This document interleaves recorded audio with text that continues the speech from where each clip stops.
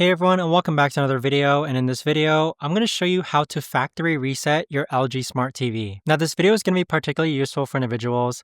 Let's say that you want to go ahead and sell your LG Smart TV. How do you actually go ahead and factory reset it? Now this video is going to be short, sweet, and simple, guys. There's not going to be a lot of steps involved. But in order to do this, what you're first going to do is that you want to go ahead and navigate to the settings icon here, or click on the settings icon on your LG Smart TV remote. Now, once you've done so, you want to click on the settings icon right over here again and wait until that loads. And then you're going to see a menu like this pop up. Scroll down to where it says General, click on General, and then scroll down to where it says System, click on System, and then scroll down to where it says Reset to Initial Settings. So what this is going to do is that it's going to revert your TV to its initial settings. This will revert all options on TV to their default settings, meaning that any apps you'll likely be logged out of and it'll all be redone back to its factory settings.